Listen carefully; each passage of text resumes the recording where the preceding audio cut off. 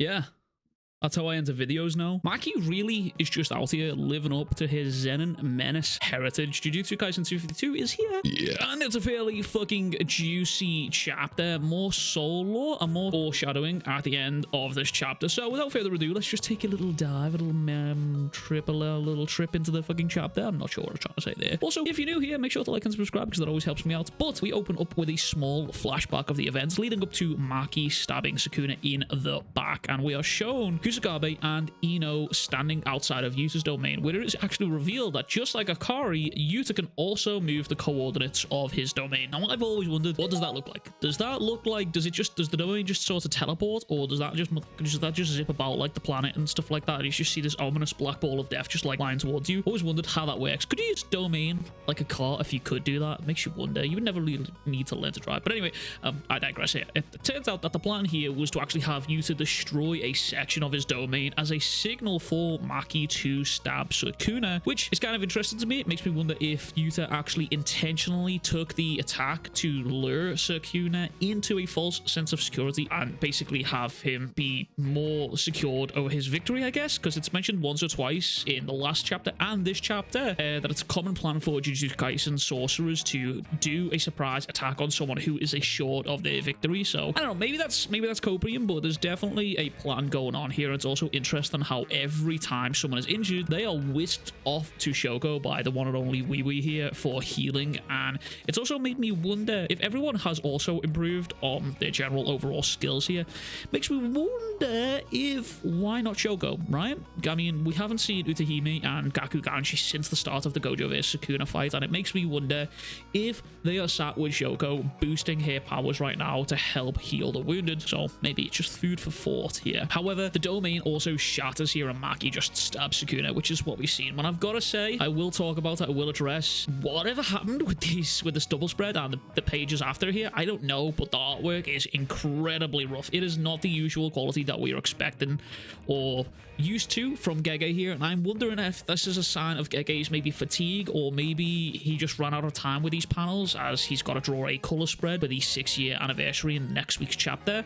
So it kind of makes me a little bit concerned, but I mean, either way, it's a little scary, and I am praying it's not Gege's health falling as a result of having to draw this series. I pray that is not the case. I pray that he is in good health, and I hope it is just the case that he just simply ran out of time. But obviously, we saw this before. We saw it with Maki in the Zenin Clan Extermination, where she had a sequence. She had 2 pages again where it was looked really rough, and then obviously when the manga popped out, we got a full redraw of it. So yeah. Anyway, Yuta is sliced here, and the cut doesn't go all the way through, seemingly. Rika actually catches him and takes him to Wee here. And it's also worth mentioning that Rika is also crying her little peepers out here while this happens, which is kind of interesting to see. Rika is still showing emotions. Makes me wonder what the case is between Yuta and Rika, and I would love to see more lore on that, to be honest with you. If Gege ever decided to do more like standalone one-shots for this series, I would love to see Yuta rediscovering Rika and the Shikigami and seeing their bond and everything, maybe what happened with him and her and his training over in Africa. But anyway, don't worry to the Yuta Nation out there. I fully believe that the fact that Rika is here and alive and active on this battlefield is more than indicative of Yuta's survival here, because we saw something similar in Kenjaku versus Yuki, where the Garuda Shikigami actually survived. It hadn't disappeared when he thought Yuki was dead. So as far as I'm concerned, my boy Yuta is still alive and kicking, which we'll get back to towards the end of this video, so make sure you stick around for that. But Sukuna starts to realize what's going on here, mentioning how Yuta willingly took down the barrier to allow for the sneak attack. And it's also interesting to note how he almost instantly figures out that Maki entered the barrier from a different way and not through the crack. It's also interesting, again, also to me, that this will actually be the first time that Sukuna is experiencing the power and the fucking ministry that comes with heavenly restriction. It's something that I've now just only realized, because unless something like this has happened before and we've never known about it, I'm almost certain Toji was the first person for him to have heavenly restriction. So this is more than likely the first time that we are seeing Sukuna interact with someone like this. But obviously, he's probably going to have knowledge over this with Kenjaku, more than likely has told him about it. But we're also treated to more lore on the soul here, and we learn that you can only heal the soul via RCT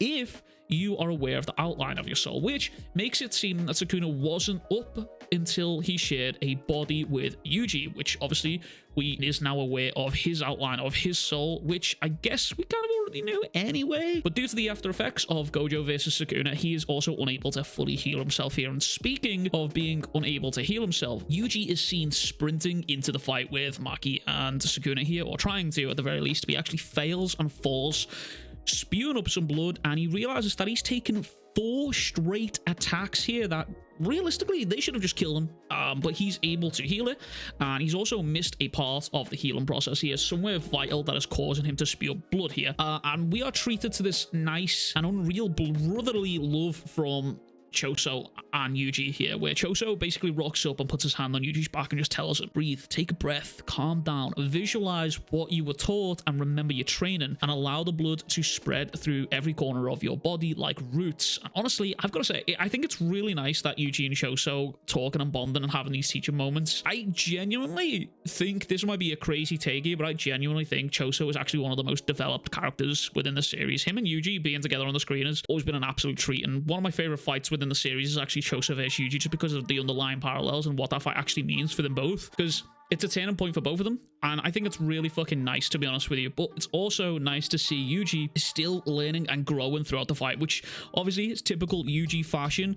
He is constantly learning and growing through these battles here. So the next couple of pages, it shows Maki and Sukuna throwing hands, and we see Sukuna throwing a slash at Maki, with her just dodging it pretty easily here, and Sukuna has this genius idea to grab Maki's sword. However, Maki just says, listen, we're not doing that. We're not doing that, chief. Get rotated, idiot. And I think that shit's kind of funny. I kind of like it here also because it shows just how strong Maki is. And once again, it's kind of a mirror for how Toji did that exact same thing to her in the Shibuya instant wins with inside Dagon's domain. Again, Gege hitting us with another Toji slash Maki parallel here. However, something I do want to point out, that was actually pointed out to me on Twitter, was originally I thought Sukuna was either getting more proficient at the enchantments for this world slash, thus only needing 1 to fire this slash. And if that was the case, it would have made sense, considering how to be a strong sorcerer, you must be efficient at subtraction. That's just how you get better at Jujutsu sorcery. But that's not actually the case. What actually happens here is Sukuna does use the enchantments here, but Sukuna uses the noise from the falling rubble to cover up his enchantments. We actually see the text boxes of him saying it, and Maki only is able to hear the final one, Twin Meteors, giving her just enough time to dodge, which I think is incredibly interesting to me, that Sukuna is using this type of tactic, and it makes you think that we really are into the dirty dogfight tactics of this final boss here. But I do think we are going into phase 2 of this final boss. But Sukuna recognizes Maki can see his technique much better than the other sorcerers and compares her to this fight with Maharaga in Shibuya. Now, I've seen a lot of people have taken this as a direct comparison to Maki being equal to Maharaga, but I do not think that is what's happening here. I think this is just a simple case of, oh, you're kind of like Maharaga. You can see my technique very, very clearly. That's not something that happens all the time. I don't think that's Sukuna being like, you're the exact same as Maharaga. You're equal. I don't think that's what's happening. But Maki is also aware that Sukuna is also using cursed energy to keep his heart beating, which is apparently what happened in the juvenile detention center. Again, another thing that Sukuna can do where he's just simply fucking Timothy Jenkins.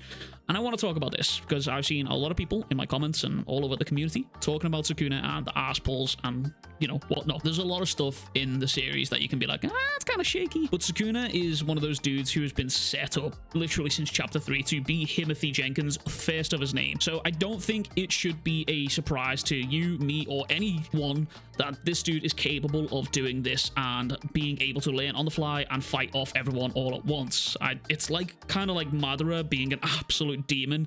We've had the foreshadowing, and now we are starting to see just how deep that kind of power goes. But we get Maki and Sukuna having a little bit of shit talk between each other here, with Sukuna mentioning how he's not even broken a sweat, which we'll get more info on right now because we switch over to Uraume and Hakari here with I'm just gonna say Hakari looks a little bit beat up, but Uraume does here, but it seems they've sort of brought to a bit of a standstill here. Hakari also has a massive chunk of ice on his shoulder just because I guess he's got that ice in his veins. No? Okay, you know what? That's fair. If you unsubscribe to that one, that's pretty base, to be honest with you. I'd save that one.